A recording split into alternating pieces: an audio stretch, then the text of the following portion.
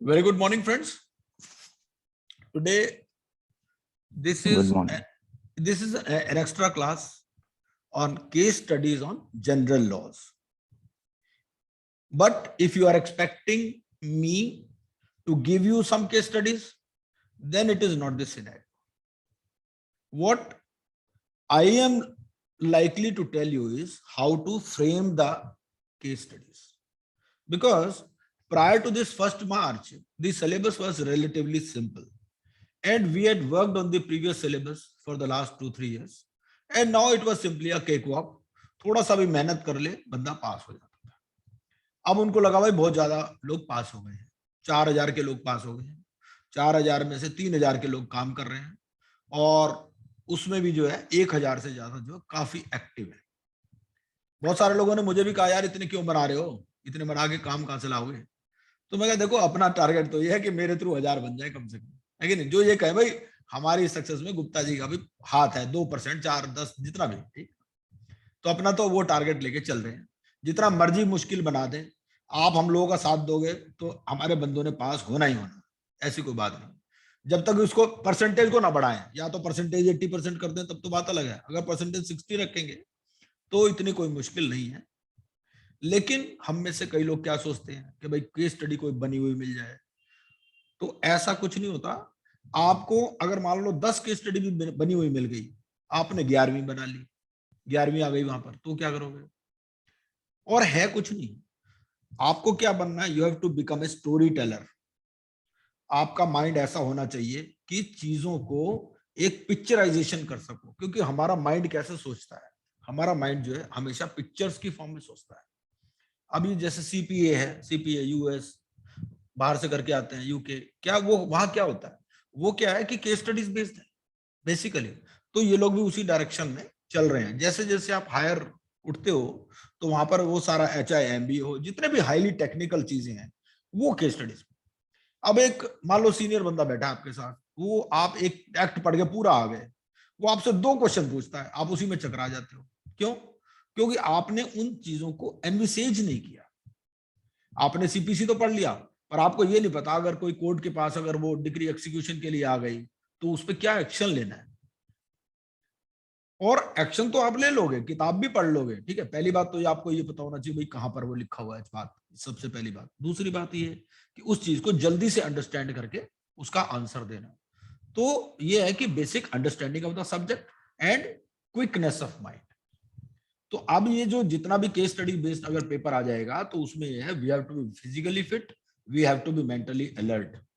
उसके लिए अगर आपको लगता है कि आपका कंसंट्रेशन लेवल कम है बिकॉज ऑफ एज और सम अदर रीजन, तो आपको you should go for meditation also. आप अपने माइंड में प्योर थॉट्स रखो, हमेशा दूसरे का भी भलाई करने की सोचो, और ये है कि अपना कंसंट्रेशन लेवल हाई रखो। जो भी चीजें आपको डिस्ट्रैक्ट करती है ना, उनको कम से कम लाइफ में लाओ, ठीक है। तो we are now starting this case study. देखिए जनरल लॉज कहाँ है, नेगोशिएबल इंस्ट्रूमेंट्स है, ट्रांसफर ऑफ प्रॉपर्टी, बहुत लंबी लिस्ट है, ठीक है। ये 10 तो यही है जनरल लॉज। इसके अलावा क्या किया, जो कॉन्ट्रैक्ट एक्ट है और जो सेल ऑफ गुड्स एक्ट है उसको इन्होंने कंपनीज एक्ट, पार्टनरशिप और LLP के साथ मर्ज कर दिया। तो ये हमारा रिवाइज्ड सिलेबस। अब इसमें हम देखें कि नेगोशिएबल इंस्ट्रूमेंट्स, ठीक है। सबसे पहले हम नेगोशिएबल इंस्ट्रूमेंट्स पे चलते हैं। अब नेगोशिएबल इंस्ट्रूमेंट्स में कोई ये मुझे बता सकता है कि भाई एक होल्डर इन ड्यू कोर्स क्या होता है? किसी ने भी पढ़ा होगा, आप लोगों ने नेगोशिएबल इंस्ट्रूमेंट्स एक्ट पढ़ा होगा, तो आप मुझे बता सकते हैं कि भाई होल्डर इन ड्यू कोर्स कौन सा होता है? सबसे देखो मैं आपको 1 मिनट पहले थोड़ा सा हिंट दे देता हूँ। एक तो होता है देखो जी होल्डर, और एक होता है होल्डर इन ड्यू कोर्स, ठीक है। अगर आपको इस कॉन्सेप्ट को समझना है तो आपको क्या करना है, गूगल कर देना है difference between holder and holder in due course. हो सकता है मेरे ही नोट्स मिल जाए आपको, क्योंकि LLB वाला भी हमने एक पेज बना रखा है फेसबुक पर। वहां जब मैं LLB कर रहा था तो ये है कि मेरी आदत ये है कि मैं चीजों को शेयर करता हूँ। तो होल्डर और होल्डर इन ड्यू कोर्स में क्या फर्क है, अगर आपको ये पता है तो आपको होल्डर इन ड्यू कोर्स की कॉन्सेप्ट बिल्कुल क्लियर हो जाएगी। दूसरी चीज इसमें आती है सेक्शन 138, जो इंपॉर्टेंट चीज है, क्योंकि आपको ना इसको IBC के साथ भी रिलेट करके देखना है कहीं ना कहीं। तो सेक्शन 138 में क्या क्या प्रोविजंस हैं, कौन एप्लीकेशन फाइल कर सकता है, कैसे एप्लीकेशन फाइल होगी, कितनी फीस लगेगी, कितनी पनिशमेंट होगी, तो ये भी एक इंपॉर्टेंट चीज है। ये इसलिए क्योंकि ये तो देखो केस स्टडीज है, इसके अलावा हमारे पास केस लॉज के अलग केस, जो ये अपना एक्ट्स है इनके नंबर अलग है, ठीक है ना। तो हमें एक्ट्स के एंगल से भी पढ़ना है। एक्ट्स के एंगल से तो ये होगा कि उसमें वो पीरियड पूछ लेगा, पनिशमेंट पूछ लेगा, ठीक है ना। और इसमें क्या है, वो थोड़ी सी बातें वही पूछेगा, लेकिन इसमें क्या है, इसमें थोड़ी सी वो स्टोरी बनाएगा। तो अब बताइए कि होल्डर इन ड्यू कोर्स क्या होता है, और अगर कोई ये बता सकते हो होल्डर क्या होता है तो वो भी बताइए। मतलब किसी को चेक पड़ा हुआ मिल गया, जो चेक उसके पास है। नहीं, तो वो तो इन ड्यू कोर्स नहीं होगा ना, वो तो होल्डर हो गया सिर्फ। होल्डर हो गए। वो देखो, होल्डर। यही तो मैं कह रहा हूँ ना, वो होल्डर है, वो होल्डर इन ड्यू कोर्स नहीं है। तो सर एंड पॉइंट के ऊपर होता है, जैसे आपका कोई चीज सर्कुलेट हो रही है, जो एंड पॉइंट हाँ, पे है वो होल्डर इन ड्यू कोर्स होता जहां तक मुझे याद आ रहा है, who can sue in its own name, जहां तक मुझे याद आ रहा है, इफ आई एम करेक्ट। तो इस कॉन्सेप्ट को आपको पढ़ना है, अभी थोड़ा सा और डिटेल देखेंगे। मैं अभी आपको पूरा गो थ्रू करा दूंगा इनके साथ, पॉइंट्स के साथ, और फिर हम एक्ट बाई एक्ट लेंगे। अगर आपके पास टाइम होगा तो हम इसको 12 बजे तक भी क्लास को चला सकते हैं, ठीक है। तो एक तो जो है आप होल्डर और होल्डर इन ड्यू कोर्स की कॉन्सेप्ट को आपको ध्यान से पढ़ना है। दूसरा है सेक्शन 138। तो सेक्शन 138 के बारे में कोई बता सकता है कि सेक्शन 138 की एप्लीकेशन पहली बात तो कौन लगा सकता है? है। ये सर जो जैसे अकाउंट्स हो गया आपका, डिसऑनर का। हाँ, जैसे मैं आपको बताता हूँ, मैं आपसे क्वेश्चन पूछता हूँ, ठीक है, क्योंकि वो केस स्टडी में क्या पूछेगा, क्वेश्चन पूछेगा। वो कह देगा भाई ऐसा है कि एक कंपनी ने एक चेक इशू किया था, ठीक है, उसपे एक ही डायरेक्टर के साइन थे, और वो डायरेक्टर जो है वो अब कंपनी में नहीं है, ठीक है। तो अब कंपनी एग्जिस्ट नहीं करती, कंपनी में ताला लगा हुआ है। आपको क्या करना है, आप तो रिस्पॉन्सिबल बनाना है ना, तो आप किसको पार्टी बनाओगे इस ऐसे केस 138? इस तरह से वो केस स्टडी पूछने वाला है। तो बताइए, एक डायरेक्टर को बनाएंगे, है उसी डायरेक्टर को बनाएंगे जो क्लास sign किया था। अच्छा, चलो ठीक है, एक डायरेक्टर को बना दिया, ठीक है। तो पहली बात तो आपको वो कह देगा जी ऐसा है, ये तो दूसरा बंदा आ जाएगा सामने, वो कह देगा जी ये तो चेक की गलत है जी, इसमें तो 2 डायरेक्टर के साइन होने चाहिए मिनिमम। ये तो पता नहीं बैंक वालों ने भी कैसे वो कर दिया, ये तो चेक ही बेकार है। हमारे यहाँ तो जो है लिखा हुआ है।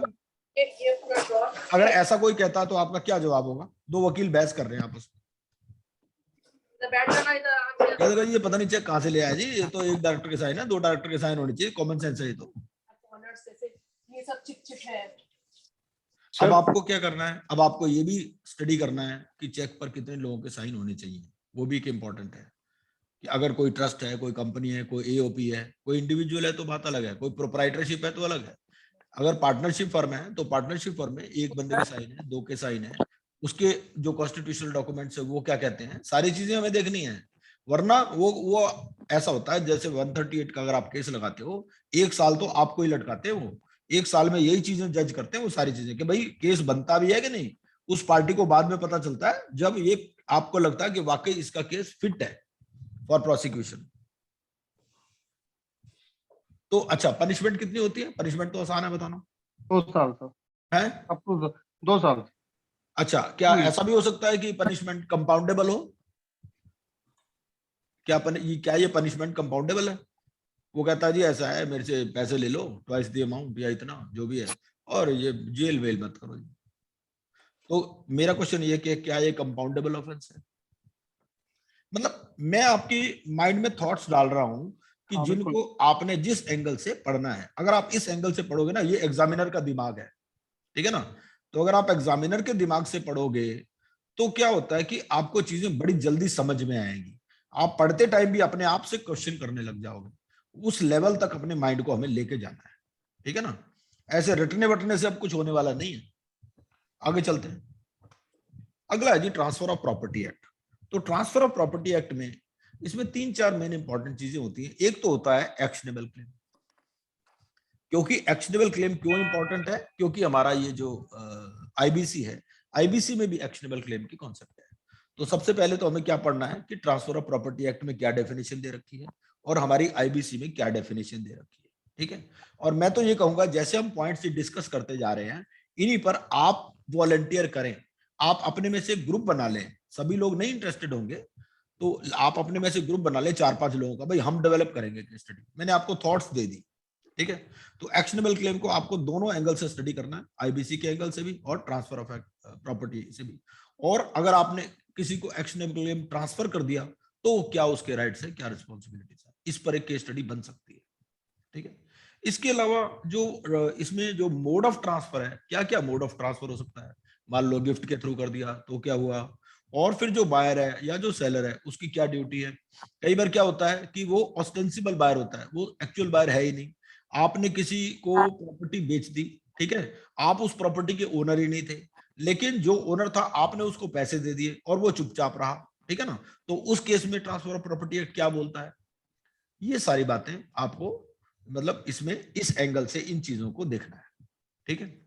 और मोड ऑफ ट्रांसफर में ये है कि भाई कोई आपका माइनर सन है, तो माइनर सन है, अब जो है आप जो है अपने दोस्त को प्रॉपर्टी ट्रांसफर कर देते हो, ठीक है ना, दोस्त की भी डेथ हो जाती है और अभी आपका बेटा माइनर ही है, तो उस सिचुएशन में क्या होगा, क्या ये वैलिड ट्रांसफर है, नहीं है, आपको किस तरह से ये चीज को अपनी जो ट्रांसफर डीड है उसको कैसे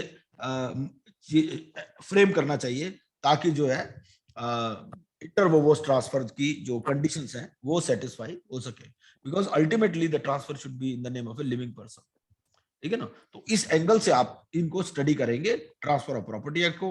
अगर आप ये थोड़ी बहुत चीज भूल भी जाए तो ये रिकॉर्डिंग हो रही है इसकी, और उसको दोबारा से सुन के उस पॉइंट पे आप स्टडी बना। ठीक है। जहां तक मॉर्टगेज की बात है तो मॉर्टगेज में हमें पता ही है कि बहुत तरह की मॉर्टगेज होती है, ठीक है ना। इंग्लिश मॉर्टगेज होती है, सिंपल मॉर्टगेज होती है, कंडीशनल मॉर्टगेज होती है, मॉर्टगेज बाय ऑस्टेंसिबल सेल होती है, यूजुफ्रैक्टरी मॉर्टगेज होती है। इस सब पर हमारे वीडियो ऑलरेडी अवेलेबल हैं, ठीक है। लेकिन वीडियो भी आप देख सकते हैं, हमारी पीपीटी भी अवेलेबल है, सारा मटेरियल आपके पास अवेलेबल है। आप वीडियो को देखें, पीपीटी को देखें, अपने आप एक्ट को देखें, गूगल में सर्च करें, लेकिन अपने माइंड को इन जो मैं डायरेक्शंस बता रहा हूं उस पर चलाएं। ठीक है। अब मॉर्टगेज में भी क्या होता है कि मॉर्टगेजर जो है उसका राइट ऑफ रिडेम्पशन होता है। भाई एक आदमी ने अपनी प्रॉपर्टी मॉर्टगेज दे दी, अब वो उसको वापस करना चाह रहा है। अब वापस जो करना चाह रहा है तो वो जो है उसके मन में लालच है, यार वो कहता है यार मैं तो इस प्रॉपर्टी को रख ही लेता, ठीक है ना। तो क्या अब वो अपना राइट टू रिडीम प्रॉपर्टी है, नहीं है। जहां तक मार्शलिंग ऑफ सिक्योरिटीज की बात है तो कई बार क्या होता है कि एक प्रॉपर्टी आपने एक को भी चार्ज दे रखा है, एक को एक प्रॉपर्टी का मॉर्टगेज किया हुआ है, एक को दो का मॉर्टगेज किया हुआ है। तो ये मार्शलिंग की कॉन्सेप्ट क्या कहती है, मार्शलिंग की कॉन्सेप्ट ये कहती है कि भाई जिसके पास दो प्रॉपर्टी है, ठीक है ना, उसको पहले उस प्रॉपर्टी पर अपना लियन एक्सरसाइज करना चाहिए जो कि दूसरे के पास नहीं है, समझ रहे हो।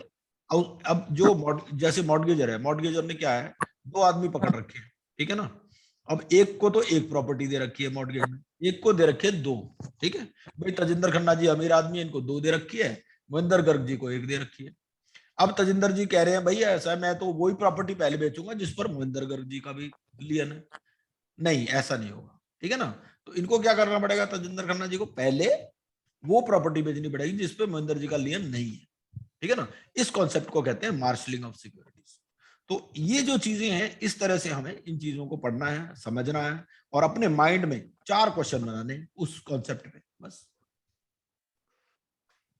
अगला है फिर code of civil procedure. Code of civil procedure में क्या है, एक तो जैसे रेस जुडिकाटा की कॉन्सेप्ट है, ठीक है, कि भाई कोई भी, पहले इसमें तो 2 कॉन्सेप्ट्स होती हैं, एक तो होता है लिस पेंडेंस, एक होता है रेस जुडिकाटा। रेस जुडिकाटा क्या कहता है, रेस जुडिकाटा ये कहता है कि भाई ठीक है, अगर कोई जुडिशियल डिसीजन ऑलरेडी है किसी भी कोर्ट का, तो उसी चीज पर सेम सब्जेक्ट मैटर पे दोबारा कोर्ट अपना माइंड नहीं लगाएगी, पहले ही उनके पास टाइम कम है। तो रेस जुडिकाटा ये कहता है लेट दी मतलब जुडिकेचर रेस्ट, समझ रहे हो भाई। एडजुडिकेशन अगर किसी चीज का हो चुका है तो लेट इट बी सो, जब तक उसमें कोई डिफरेंट सब्जेक्ट मैटर नहीं हो, या अगर पार्टीज भी सेम है, सब्जेक्ट मैटर भी सेम है, ऑलरेडी डिसाइडेड है, तो क्यों उसका कोर्ट का टाइम वेस्ट करना, ठीक है ना। और इसी तरह से दूसरा ये कॉन्सेप्ट इसमें आती है सेक्शन 10 और 11 है सीपीसी के, तो वो ये कहते हैं, दूसरी कॉन्सेप्ट ये है कि भाई अगर कहीं भी कोर्ट ऑफ लॉ में, कोई भी कॉम्पिटेंट कोर्ट ऑफ लॉ में कोई केस ऑलरेडी पेंडिंग है, ठीक है, तो दूसरा केस एडमिट नहीं किया जाएगा सेम सब्जेक्ट मैटर पे, सेम पार्टीज के बीच में। अगर सब्जेक्ट मैटर डिफरेंट है, पार्टीज डिफरेंट है, तो कोई बात नहीं। अब ऐसे ही जो इश्यू ऑफ समन्स है, अगर आपने किसी पार्टी को समन इश्यू करने हैं तो उसका कितना टाइम हो सकता है, उसकी सर्विस कैसे होगी, आपने जो है दिल्ली कोर्ट में लगाया, वो बंदा रहता है बाहर, ठीक है ना। और जो including duties of issuing and receiving court, अब दिल्ली कोर्ट ने क्या किया, यूपी कोर्ट को समन इश्यू कर दिया, अब वो बंदा जो है यूपी में रह रहा है आजकल, मर्डर करके दिल्ली में वो भाग गया यूपी, ठीक है ना, चलो ये सिविल मैटर है तो सिविल में गबन करके भाग गया, ठीक है ना। तो अब उसमें क्या है कि वो बंदा जो दिल्ली कोर्ट वाला है वो क्या, उसकी क्या ड्यूटीज है, और मान लो अगर वो कर्नाटक में है, ठीक है ना, दिल्ली से कर्नाटक में है, तो वहां पर लैंग्वेज का भी इशू है, तो लैंग्वेज वाले केस में क्या ट्रांसलेशन देना भी जरूरी है, क्या होगा क्या नहीं होगा, ये सब बात है जो रिसीविंग कोर्ट है उसका, इस पे आप केस स्टडी बना सकते हैं जी। ये मैंने वही पॉइंट छाटे हैं जिसपे हम केस स्टडी इजीली बन सकती है। और इसमें एक और बात ध्यान में रखनी है कि बहुत सारे एक्ट्स जो हैं वहां पर बेयर एक्ट के अंदर ही इलस्ट्रेशन दे रखी है, तो जहां पर बेयर एक्ट में क्यों इलस्ट्रेशन देते हैं, बेयर एक्ट में इलस्ट्रेशन इसीलिए देते हैं कि वो चीज समझ में हो सकता है ना आए लोगों को, तो उसको वो इलस्ट्रेट करते हैं। तो आपका कम से कम इतना तो ध्यान में रखना है कि जितनी भी इलस्ट्रेशन हैं उसके, देखो मैं नहीं कहता कि उसका कोई आप प्रिंट आउट निकालो, बेयर कोड का कोई जरूरत नहीं है, आपके पास लैपटॉप डेस्कटॉप कुछ ना कुछ तो है या मोबाइल है, ठीक है ना। आपको क्या करना है, आपको बेयर एक्ट पढ़ लेना है, bare act along with, bare act का मतलब खाली एक्ट नहीं होता, एक्ट अलॉन्ग विद रूल्स होता है, ठीक है।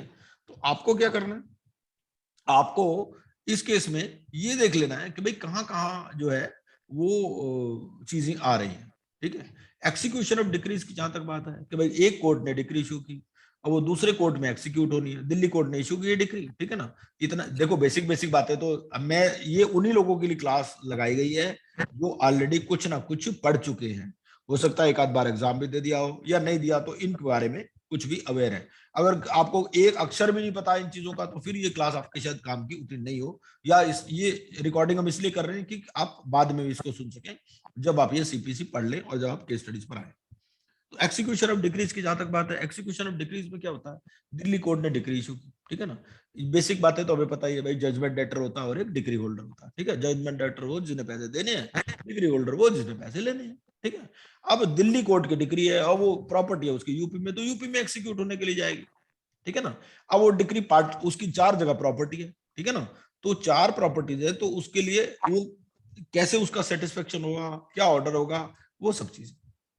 अब अगर आपने कोई किसी के प्रेमिसेस में एंटर करना है तो इसके लिए ये कोड ऑफ सिविल प्रोसीजर क्या बताता है, ये प्रोसीजर बताता है बेसिकली कि चीजों का प्रोसीजर क्या है, ठीक है। अगर आपने किसी के प्रेमिसेस में एंटर करना है तो आप जो है सनराइज से पहले या सनसेट के बाद नहीं कर सकते। उसके अलावा अगर कोई पर्दानशीन वुमेन है तो पर्दानशीन वुमेन के बारे में क्या कॉन्सेप्ट है इसमें एंटर करते टाइम, ठीक है ना। और अगर बाहर कोई ताला लगा हुआ है कोई घर पे, वो ऐसे बना देगा केस स्टडी, अगर बाहर ताला लगा हुआ है तो क्या आप उसको तोड़ सकते हो, अगर एक बार आप तोड़ के घुस गए क्या अंदर वाले ताले आप तोड़ सकते हो, ठीक है। अगर कोई आदमी वहां से नहीं निकलता तो कितना टाइम देना है आपको, या ये है कि आप उसकी वेट करोगे इंडेफिनेटली, कितने टाइम तक वेट करोगे। आप अंदर घुस गए, आप उसको कहोगे भाई बाहर निकल जाओ, अगला फैल गया, नहीं मैं तो नहीं निकलता, ठीक है ना। तो वो सब चीजें, ये सब चीजें प्रोसीजर बेस्ड है और इस पे केस स्टडी आराम से बन सकती है, ठीक है ना। 4 क्वेश्चन आपसे पूछ लेगा। अब ये है कि उसके बाद में होती है कि आपने प्रॉपर्टी अटैच भी कर ली, ठीक है ना, सीज भी कर ली, उसके बाद में आप उसकी प्रॉपर्टी की सेल पर गए, ठीक है। तो अब सेलर सेल हो गई उसकी, अब मान लो उसमें मॉर्टगेज भी है ऑलरेडी, ठीक है ना। तो जो मॉर्टगेजर है उसके क्या राइट्स है, मॉर्टगेजी के क्या राइट्स है, अगर कोई इनकम्बरेंस है उसमें तो उस केस में क्या होगा, इस पर भी एक केस स्टडी बन सकती है। उसके अलावा पेमेंट ऑफ डिक्री मनी आपने कैसे पोस्ट ऑफिस के थ्रू जमा करानी है, पैसे कैसे जमा कराने हैं आपने, ठीक है ना, और क्या रसीद लेनी है। फिर एप्लीकेशन फॉर अटैचमेंट, अगर आपने कोई एप्लीकेशन लगानी है तो इन केस में इलस्ट्रेशंस दे रखी है। तो अगर आप ऑर्डर 21 पे जाओगे तो ऑर्डर 21 आप बेयर कोड पे सर्च करो, वहां इलस्ट्रेशन देखो, और जो इलस्ट्रेशन है उसको तो सबसे पहले आपको पढ़ना है। जैसे कॉन्ट्रैक्ट एक्ट में भी इलस्ट्रेशन है, सेल ऑफ गुड्स में भी इलस्ट्रेशन है, ठीक है ना, पार्टनरशिप एक्ट में भी इलस्ट्रेशन है। तो ये जो है इन सब में इलस्ट्रेशंस दे रखे हैं, उन इलस्ट्रेशंस को पढ़ के आपको उनको तो जरूर ही याद कर लेना है, ठीक है ना। उसके अलावा फिर क्रॉस डिक्रीज है, आपके पास डिक्री है दूसरे बंदे के पास भी डिक्री है, ठीक है ना। अब उस केस में क्या होगा, क्रॉस डिक्रीज के केस में अगर कोई डेंजरस बिल्डिंग है, ठीक है ना, भाई आपका मकान है, आपके मकान के साथ में एक मकान है वो गिरने वाला है बिल्कुल, ठीक है ना। अब आपने कोर्ट में उसके लिए लगा दिया कि भैया इसका मकान जो है अटैच कर, ठीक है। तो उस केस में क्या सिचुएशन होगी, उससे आपको पैसे, और वो भूखा नंगा बंदा जिसका मकान गिरा रहे हैं वो भूखा नंगा है बिल्कुल, आप कहोगे यार मैंने अपना नया नया मकान बनाया, पूरी उम्र की पूंजी लगा दी, ये वैसे ही इसके पास कुछ नहीं है और ये जो है इसका मकान गिर गया तो मैं तो चक्कर में पड़ जाऊंगा। तो उस केस में क्या क्या कोर्ट की क्या इंस्ट्रक्शंस है वो भी है, इलस्ट्रेशन है इसमें, रूल 32। फिर duty of purchaser and seller properties in execution of decrees, आपने डिक्री जब एक्सीक्यूट करनी है तो जो परचेजर है या जो सेलर है उसकी क्या ड्यूटीज हैं, उसने पैसे कब जमा कराने हैं, मान लो उसने अर्नेस्ट मनी जमा करा दी, बाद में मुकर गया, फिर दूसरे को कैसे सेल होगी, ये सब चीजें। तो इन चीजों को पढ़ने में भी मजा आएगा, और जब आप अपने ज्ञान चक्षु खोल के इस एंगल से चीजों को पढ़ेंगे तो बड़ी जल्दी कोड भी समझ में आएगा, और सारा आपका जितनी मर्जी टफ केस स्टडी बना दे तो कोई दिक्कत आपको नहीं होगी इसमें। आगे चलते हैं। अगला जी लिमिटेशन एक्ट। अब ये जो लिमिटेशन एक्ट है इसमें एक खास बात ध्यान में रखने वाली है कि इसको जो है हमारे को code of civil procedure and limitation act, मतलब इन दोनों को जोड़ करके एक ही लाइन में दिया गया है। जब जोड़ के चीजें लिखी जाती है तो उसका भी कोई मतलब होता है कि लिमिटेशन एक्ट यहाँ क्यों लिखा। लिमिटेशन अब ये है कि भाई दोनों क्लब टुगेदर है तो स्टडी इन दोनों के मिक्स भी हो सकती है, मिक्स मिठाई भी दे सकता है बेटा, खा के दिखाओ उसको। तो application for execution of a decree not to be deemed as an application in respect of any right. अब इसमें क्या है कि अगर आपने कोई एप्लीकेशन लगा दी किसी डिक्री की एक्सिक्यूशन के लिए, वो जो है, अब इसमें सीपीसी में है क्या या लिमिटेशन एक्ट में क्या है, लिमिटेशन एक्ट में अलग अलग तरह के प्रोविजंस दे रखे हैं कि भाई इस तरह का सूट होगा तो उसको 3 साल में करना है, इस तरह का होगा तो 30 साल में करना है, इस तरह का होगा तो 20 साल में करना है। अब इसमें क्या होता है, कभी कभी ऐसा लगता है कि वो एक तरह का होता दूसरे तरह का, ठीक है ना। जैसे हमने अपने आईबीसी में केस लॉज भी देखे, आईबीसी में केस लॉ देख के भाई लोन लिया हुआ उसने और वो उस पे प्रॉपर्टी वाला आर्टिकल लगाने के चक्कर में, ये हमने केस लॉ देखा था ना कि भैया 137 लगेगा 62 नहीं लगेगा, है ना। तो ऐसे दो तीन केस लॉज। तो अब जो है अगर एक्सिक्यूशन ऑफ डिक्री है तो क्या वो इसको माना जा सकता है application in respect of any right against property, ठीक है ना। उस एंगल से हमें देखना है। इसमें क्या हुआ, आपका सीपीसी भी कवर हो गया, लिमिटेशन एक्ट भी कवर हो गया, प्रॉपर्टीज एक्ट भी कवर हो गया, ऐसे बनाया केस स्टडी में। उसके बाद में क्या है कि suit by a purchaser in execution of a decree, ठीक है ना। तो इस पर भी आप थोड़ा सा देखें इसको और इसको किया जा सकता है। अगला देखते हैं। अब अगला जो हमारा सेशन होगा उसमें आप केस स्टडी बना के लाएंगे और वो डिस्कस हम करेंगे, ठीक है ना। क्योंकि एग्जाम आपने देना भाई, मैंने तो देना नहीं। Prevention of corruption act, prevention of corruption act में क्या है, इसको दोनों के साथ मिला के पढ़ना है। एक तो आईबीसी के साथ मिला के पढ़ना है और एक पीएमएलए के साथ मिला के पढ़ना है। पीएमएलए में भी कुछ सेक्शंस हैं, ठीक है। और यहाँ पर क्या है, यहाँ पर भी लिमिटेड सेक्शन है प्रिवेंशन ऑफ करप्शन एक्ट। अब इसमें क्या केस स्टडी बना सकता है भाई, केस स्टडी बना सकता है एक आईएएस है, आईएएस पब्लिक सर्वेंट हो गया, ठीक है ना। मतलब आईएएस के बजाय कुछ भी लिख दो, कोई भी पब्लिक सर्वेंट, ठीक है ना। कोई मतलब कोई एमएलए है, एमपी है, ये भी पब्लिक सर्वेंट है। तो आईएएस है, उसका कोई रिलेटिव है, अब वो क्या है आईएएस के पास या जो भी है, मतलब कोई पैसे वाला आदमी है, ठीक है ना, ऐसे समझ लो। और वो गवर्नमेंट पोजीशन पे है, रिश्वत खूब खाता है, रजिस्ट्रार है, कुछ भी है, ठीक है ना। तो वो क्या कर रहा है, वो अब एक कंपनी को खरीदने में इंटरेस्टेड है। उसको पता चला जी महेंद्र गर्ग जी के पास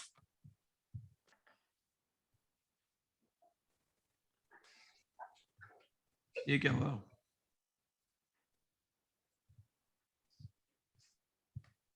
फाइंड आउट कैसे आ रहा है इसमें यार। इसी चक्कर में ना हम लोग उनको रखते नहीं है जो बाय नेम नहीं आते, पता क्यों। कई बार हमारी मीटिंग में हैकर वगैरह भी आ जाते हैं, तो मैं देखो भाई पहले तो यूजर को रिमूव कर रहा हूँ, आप अपने नाम से आओगे तो मैं आपको डालूंगा, नहीं तो नहीं। ऐसा हमारे कोई इंटेंशन नहीं रहती, लेकिन one has to maintain discipline, क्योंकि हमारा ध्यान देखो पढ़ाई में रहता है, हमारा ध्यान इस चक्कर में थोड़ी रहेगा।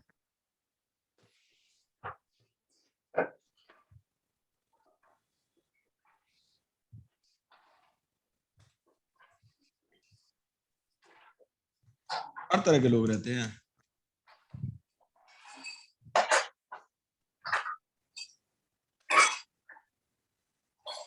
चलो मैंने रिपोर्ट कर दिया इशू जूम वालों को, they will see to it. ठीक है जी, मेरी आवाज आ रही है आपको? Yes sir. हाँ सर, हाँ सर। ओके ओके ओके, ठीक है। तो अब ये जो प्रिवेंशन ऑफ करप्शन एक्ट है, तो प्रिवेंशन ऑफ करप्शन एक्ट में क्या है, इस तरह से आप कोई मतलब कोई मैं इसको वो चेंज भी कर देता हूँ, ये जो है इसकी वजह हम इसको लिख देते हैं रिलेटिव ऑफ पब्लिक सर्वेंट, ठीक है ना। तो कोई पब्लिक सर्वेंट है, उसका रिलेटिव है, कोई नाम कुछ भी हो सकता है उसका, ठीक है। वो क्या है, वो उसके पास पैसे हैं बहुत सारे। जैसे मैं आपको एक कहानी बताता हूँ, उस कहानी में क्या था, एक बंदा था गवर्नमेंट डिपार्टमेंट में।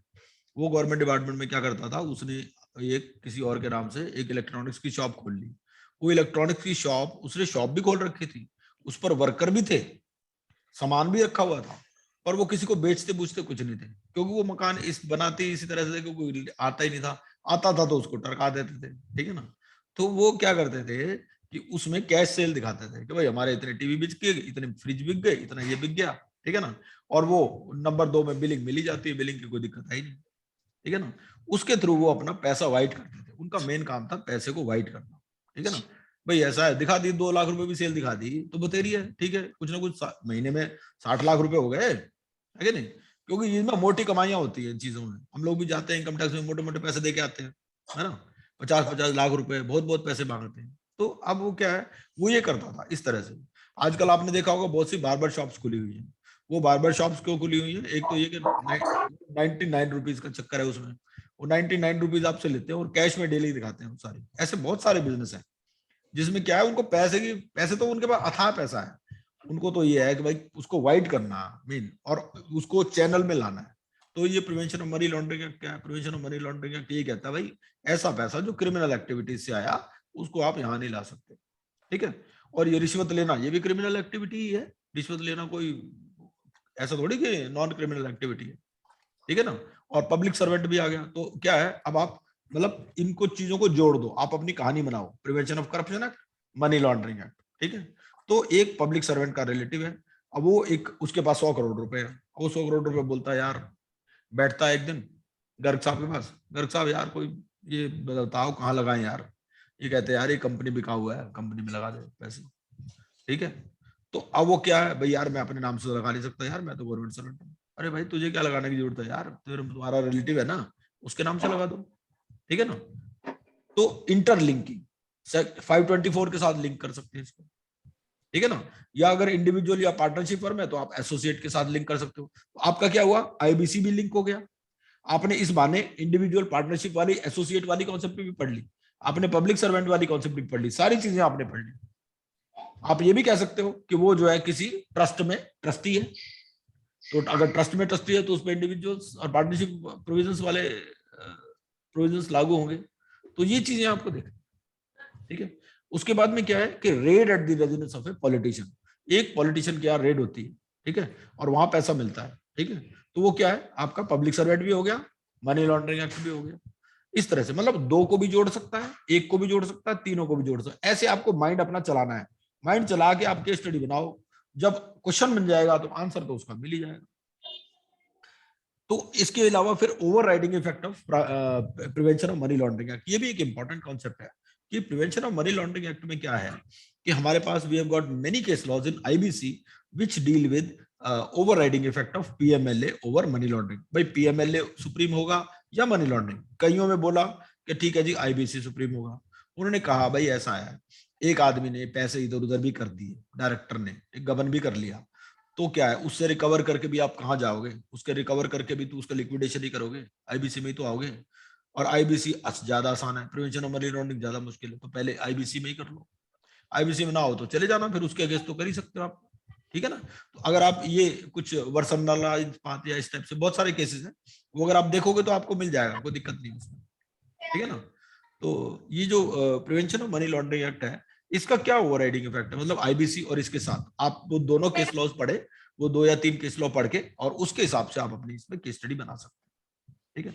उसके अलावा फिर अटैचमेंट प्रोविजंस की बात है, ये जो अटैचमेंट प्रोविजंस है हमारे, उनको भी हमें देखना है, ठीक है। अगला देखते हैं, अगला पॉइंट है हमारा recovery of debts and bankruptcy act. इसमें क्या क्या टॉपिक, क्योंकि अगर आप इस तरह से पढ़ोगे ना जैसे मैं बता रहा हूं, तो बड़े आराम से आप कोई भी चीज क्रैक कर सकते हो, कोई दिक्कत नहीं है इसमें। और क्या है, आप आपस में बांट लो, ये हमारा इतना बड़ा ग्रुप है, आपको सबको सब चीज स्टडी करने की जरूरत नहीं। भाई ऐसा यार 2 एक्ट तुम पकड़ो, 2 एक्ट मैं पकड़ता हूँ, मैं इस पे क्वेश्चन बनाऊंगा, तुम इस पे क्वेश्चन बनाओ, पास तो सब नहीं होना है कि नहीं।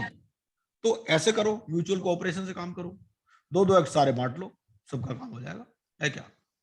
अगर 5 लोग भी मिल गए, 2 एक्ट भी कर लिए, 10 हो गए। अगर 10 लोग मिल गए तो 20 एक्ट आप कर सकते हो, है कि नहीं। भाई कोई सीएस है उसको कंपनी सेक्रेटरी वाला पकड़ा दो, कोई और इस टाइप कोई लॉयर टाइप है तो उसको सीपीसी पकड़ा दो, ऐसे कर लो, है ना। वो तो आपको हर एक की स्ट्रेंथ देखनी है, आपस में आपको एक दूसरे की स्ट्रेंथ को यूटिलाइज करना है और इकट्ठे होकर आगे बढ़ना है। तो recovery of debts and bankruptcy act, इसमें क्या है कि भाई जैसे डेट की डेफिनेशन है, सिक्योरिटी की डेफिनेशन है, सिक्योरिटी इंटरेस्ट, सिक्योर्ड क्रेडिटर, ये सारी डेफिनेशन आपकी आईबीसी में भी है। तो सबसे पहले तो हमें क्या करना है, इन दोनों को, इन दोनों डेफिनेशंस को मिला के पढ़ना है कि यहाँ डेट की डेफिनेशन क्या है, यहाँ सिक्योरिटी इंटरेस्ट की डेफिनेशन क्या है, सिक्योर्ड क्रेडिटर की, और वहां क्या है। ठीक है, उसके अलावा एक और इंपॉर्टेंट चीज इसमें आती है कि आरडीबी एक्ट में ये जो अटैचमेंट के लिए ना एक रिकवरी अफसर अपॉइंट होता है, तो वो जो अगर रिकवरी अफसर है वो अगर अटैचमेंट करने जा रहा है, तो जो जिसके अगेंस्ट में अटैचमेंट हो रही है उसकी क्या राइट्स हैं और उसकी क्या ड्यूटीज हैं, इस पर एक केस स्टडी बड़े आराम से बन सकती है कि भाई you are the recovery officer, है ना, और ये है कि you have got an order from the DRT कि भाई इस मिस्टर एक्स की आपको अटैचमेंट करनी है। ठीक है ना, आप अटैचमेंट में गए तो आपका क्या क्या प्रिकॉशंस लेनी पड़ेगी, ठीक है ना, और जो दूसरी पार्टी है उसको क्या क्या प्रिकॉशंस लेनी पड़ेगी, ऐसे कहानी बना देगा, समझ रहे हो आप। तो स्टोरी आप अपने माइंड में बनाइए, points I am putting in your mind, main ये, मैं तो आपके माइंड में बीज बो रहा हूं, पेड़ आपको बनाना है। आप ऐसा नहीं मिल सकता कि मैं आपको सेब दे दूं, ये खा करके चले जाओ और एग्जाम में पास हो जाओ, ऐसी कोई कॉन्सेप्ट नहीं है। अगला है फिर फाइलिंग ऑफ अपील, ठीक है ना, तो आरडीबी एक्ट में अपील कैसे फाइल होती है, इसके ऊपर भी आप केस स्टडी बना सकते हो। अगला पॉइंट है सरफेसी एक्ट। सरफेसी एक्ट में क्या होता है, सरफेसी एक्ट हमें मालूम ही है, जहां जिनको नहीं भी पढ़ा उसमें क्या है, इसमें दो तीन चीजें होती हैं भाई। एक तो पहली बात ये होती है कि हमें पता है कि बैंक का काम है लोन देना, ठीक है, और बैंक कोई लोन ऐसा तो देता नहीं, वो सिक्योरिटी पे लोन देता है, ठीक है ना, तो ये सरफेसी एक्ट में वही लोन आते हैं जो सिक्योर्ड होते हैं, ठीक है। एनपीए हो जाते हैं, सबसे पहले आपको एनपीए डिक्लेयर करना है, एनपीए डिक्लेयर, अब बैंक का पैसा ले लिया किसी ने, अब वो दे नहीं रहा वापस, तो बैंक के पास क्या राइट्स हैं, बैंक क्या करेगा, सबसे पहले उसको एनपीए डिक्लेयर करेगा, उसको नोटिस देगा, उसको नोटिस देकर 60 डेज का टाइम उसको देगा, भैया 60 डेज में दो, नहीं तो पुलिस को ले जा करके और उसकी प्रॉपर्टी एक्वायर कर लेगा। अब प्रॉपर्टी एक्वायर करके भी बैंक करेगा क्या, उसका काम तो ये नहीं है, वो तो बैंक के अंदर बैठा है, अपना काम है उसका डिपॉजिट लेना और लोन देना, ठीक है ना। तो इसके लिए इन्होंने क्या किया, एआरसीज बना दी, एसेट रिकंस्ट्रक्शन कंपनीज। तो एसेट रिकंस्ट्रक्शन कंपनी क्या है, इनसे खरीद लेती है वो एसेट्स, मतलब वो प्लांट है, वो कंपनी है, ठीक है ना, वो प्रॉपर्टी है, वो कार है, कुछ भी है, वो सब उनसे खरीद करके, अब उनसे खरीद करके ये फिर, अब इनके पास पैसा कहां से आएगा, एआरसी के पास। एआरसी क्या करती है, सिक्योरिटीज इशू कर देती है क्वालिफाइड इंस्टीट्यूशनल बायर्स को। तो क्वालिफाइड इंस्टीट्यूशनल बायर्स कौन है, ये एलआईसी वगैरह ये सब, ठीक है ना, तो उनको इशू कर देती है और वो इनको पैसे दे देती है। ये पैसा जो एआरसी लेती है अपना कुछ पैसा रख करके बाकी पैसा बैंक को दे देती है, तो ये मनी सर्कल जो है फ्लो करता है। सरफेसी एक्ट ये सब बातें बताता है हमारे, ठीक है। तो सरफेसी एक्ट में दो तीन चीजें हैं। सबसे पहली बात तो जो बैंकर और जिसने लोन लिया, ठीक है, तो वो जैसे इसमें ऑब्लाइजर वाली कॉन्सेप्ट आती है, ठीक है ना, तो अब ये सब चीजें मतलब ये है कि अब उसने जो लोन लिया और वो पैसे नहीं दे रहा, पहली बात तो इस पे बना सकता है वो केस स्टडी, ठीक है जी, कि जी ये पैसे नहीं दे रहा, तो नोटिस एक इंपॉर्टेंट कॉन्सेप्ट है, ठीक है ना। फिर अगर आपने प्रॉपर्टी सेल वो कर ली तो उसकी जो है कॉन्फिस्केशन कैसे होगी, ये भी एक इंपॉर्टेंट चीज है कि सेल और परचेज। आवाज आ रही ना मेरी आपको, किसी और का भी माइक खुला हुआ, करुणा अडवाणी जी का प्लीज म्यूट कर लीजिए, नहीं तो आपको होस्ट है, आप विश्वनाथ जी आप म्यूट कर दिया कीजिए। हाँ जी, तो जो भी कोस्ट है वो म्यूट कर सकते हैं। हाँ जी, तो नोटिस में क्या है कि sale and purchase of confiscated property, कि आपने प्रॉपर्टी तो एक्वायर कर ली, अब उसकी आपने सेल भी तो करनी है ना, ठीक है ना, और जो परचेज कर रहा है वो उसके क्या राइट्स हैं, जो सेल कर रहा है उसके क्या राइट्स हैं। अब मान लो परचेज सेल भी हो गई, पैसे नहीं मिले, तो आप जो सेकंड बिडर है उसको कब बेच सकते हैं, ठीक है। उसके अलावा क्या है कि आपकी जो प्रॉपर्टी कन्फिस्केट की उसमें कोई बंदा बैठा हुआ है, किराएदार बैठा हुआ है, उसके क्या राइट्स है, ठीक है ना। इस तरह से appending section 1310 and penalty provisions regarding obstruction call. अब आप जाते हो वहां तो बदमाश बैठे हुए हैं, ठीक है ना, वो रिवॉल्वर तान देते हैं आपके ऊपर, तो उस केस में क्या होगा, है ना, आपको क्या एक्शन लेना होगा। फिर advantages of having the property registered with central registry, यहाँ पर एक सरसाई की कॉन्सेप्ट आती है सेंट्रल रजिस्ट्री सरफेसी में, जैसे एमसीए में एक है, ठीक है ना, और एक है एनईएसएल और एक है सेंट्रल रजिस्ट्री। एक्चुअली गवर्नमेंट की अल्टीमेट एम ये है कि एक ही जगह सारी चीजें होनी चाहिए। भाई कईयों के जो चार्ज रजिस्टर है वो एमसीए में पड़े हुए हैं, कईयों का क्या है ये सरफेसी वाले यहाँ पर आ जाते हैं सेंट्रल रजिस्ट्री में, अब नया इन्होंने बना दिया एनईएसएल, तो अल्टीमेटली ये करेंगे कि शायद एनईएसएल में ही ट्रांसफर कर देंगे सबको, पर अभी तो सब चीजें ऐसे ही चल रही है, ठीक है ना। तो उसमें अगर कोई प्रॉपर्टी रजिस्टर्ड है तो उसके कुछ राइट्स अलग होते हैं, जो वहां पर रजिस्टर्ड नहीं है उसके राइट्स कुछ अलग होते हैं। और उसके अलावा जो फॉर्मेशन है या मैनेजमेंट है एआरसी की, उसमें कौन डायरेक्टर बन सकते हैं, अगर आपने डायरेक्टर चेंज करना है तो उसकी इंटीमेशन आरबीआई को कब देनी है, नेट ओन्ड कॉन्सेप्ट, नेटवर्थ कितनी होनी चाहिए, नेट ओन्ड फंड्स कितने होने चाहिए, मैनेजमेंट में कौन कौन लोग आ सकते हैं नहीं आ सकते, इसके ऊपर भी केस स्टडी बनाई जा सकती है। मतलब I have tried to identify the main points on which a case study could be framed. ठीक है, अब आपको क्या करना है, आपको वो केस स्टडी बनानी है। और अगर जैसे आप इनिशियली आप क्या करो कि 10 एक्ट्स ले लो, 10 ही है ये, ठीक है ना, 10 एक्ट्स में दो दो एक्ट आपस में बांट लो, दो दो एक्ट में भी दो दो जनों का ग्रुप बना लो आपस में। वो ये जो व्हाट्सएप ग्रुप बनाया इसी पर्पज से बनाया है, तो उसमें आप डिस्कस करो कि भाई दो ये मैं ले लेता हूँ, दो मैं ले लेता हूँ। सबसे पहले तो अपने वॉलंटियर करो कि जी मैं इस पे बनाऊंगा, ठीक है ना, 4 क्वेश्चन बनाने हैं, मैंने पॉइंट आपके दिमाग में डाल ही दिए, इसमें क्वेश्चन बनाना बहुत आसान है, बनाने को मैं भी बना दूंगा, लेकिन आपको अपना दिमाग चलाना है, वो ज्यादा अच्छा है, क्योंकि इसके अलावा भी कोई पॉइंट हो सकते हैं। ठीक है ना, तो मैंने आपको ये समझाने की कोशिश की कि इस तरह से आपको पढ़ना है एक्ट को कि उसमें क्या क्या क्वेश्चन बन सकते हैं। ठीक है, ये भी हो गया एआरसी वाला भी। अगला देखते हैं। और इसके लिए अगर आपको फिर भी अगर एक्ट की भी नॉलेज नहीं है तो आप एक्ट के लिए वीडियो हमारा है ही, पीपीटी भी है, वीडियो भी है, वो भी देख सकते हैं। अगर किसी चीज पे आपको नहीं मिले तो हमें ग्रुप में लिखो, हम दोबारा भेज देंगे, कोई दिक्कत नहीं। अगला फिर है एमएसएमई। एमएसएमई में कॉन्सेप्ट क्या है, एक तो ये कि जो टर्नओवर वाली जो कॉन्सेप्ट है ये चेंज हुई है बार बार, ठीक है ना, ये 2020 में चेंज हुई थी, उससे पहले भी चेंज हुई थी, तो लेटेस्ट जो भी है वो आपको पढ़नी है। सबसे पहली बात तो ये है, उसमें क्या क्राइटेरिया रहता है, वो टर्नओवर का क्राइटेरिया रहता है, कुछ इन्वेस्टमेंट का क्राइटेरिया रहता है, वो अलग अलग है कि माइक्रो कब मानी जाएगी, स्मॉल कब मानी जाएगी, मीडियम कब मानी जाएगी। ठीक है, वो सब हमारे पीपीटी में ऑलरेडी लिखा हुआ, उस चार्ट को आपको ध्यान से देख लेना है, रट लेना है, उस पर आ सकती है केस स्टडी। और उसके अलावा अगर आपकी मान लो माइक्रो में, अब माइक्रो से आप स्मॉल में जा रहे हो, आपकी टर्नओवर भाई पहले माइक्रो के हिसाब से थी, अब टर्नओवर बढ़ गई तो आप स्मॉल में कन्वर्ट हो गए, तो अगर आप अब टर्नओवर या इन्वेस्टमेंट बढ़ रही है आपकी तो अपग्रेडेशन होगा। अपग्रेडेशन और डाउनग्रेडेशन के लिए डिफरेंट रूल्स है, ठीक है ना, कि अपग्रेडेशन जो है वो आपका कब होगा, मतलब एक तो इसमें यह है कि उसी साल से हो जाएगा, एक में है कि अगले साल से, ठीक है ना, तो वो चीजें आपको देखनी, वो सब हमने एक्सप्लेन ऑलरेडी किया हुआ है वीडियो में। और उसके अलावा अगर आपने एमएसएमई में कोई डिले कर दिया तो उसके क्या कॉन्सिक्वेंसेज हैं, यहाँ पर एक अपॉइंटेड डेट की कॉन्सेप्ट आती है। हम में से जो टैक्स ऑडिट करते हैं उनको सब पता ही है कि micro small and medium enterprise के बारे में आपको वहां पर भी टैक्स ऑडिट रिपोर्ट में भी देना पड़ता है, ठीक है ना।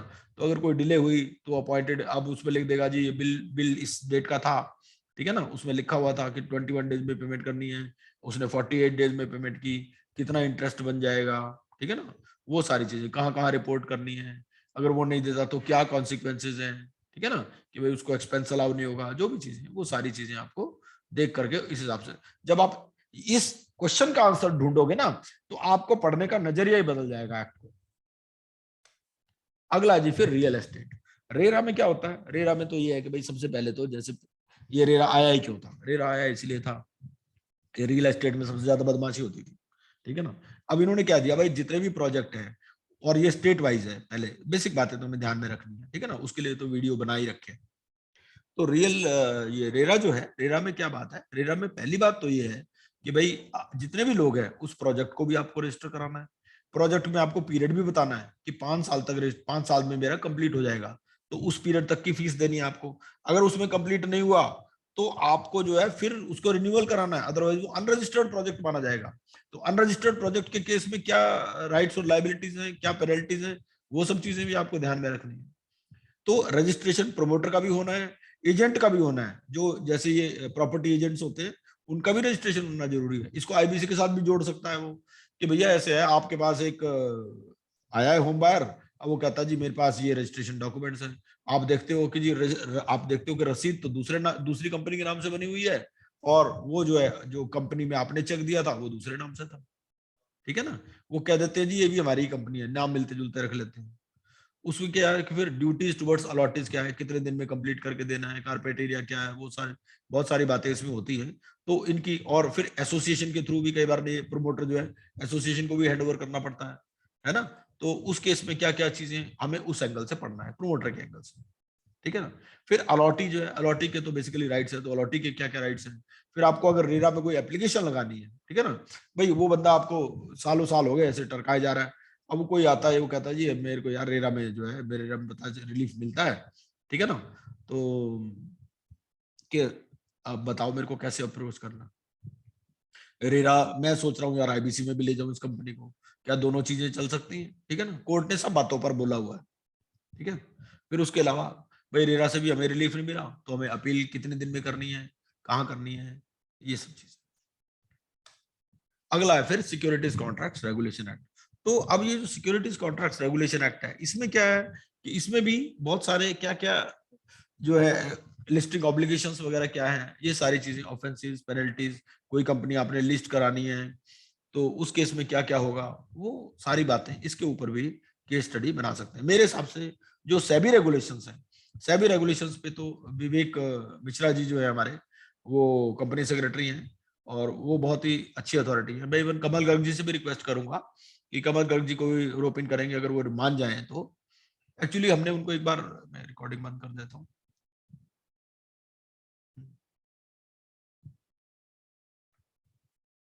ठीक है, तो इतना हमने बता दिया इसमें। इसमें जो है आप सब लोग ग्रुप में करके, है ना, और फिर बाकी नेक्स्ट मीटिंग हम तब लेंगे जब आप ग्रुप में डालोगे जी हमने केस स्टडी बना ली है।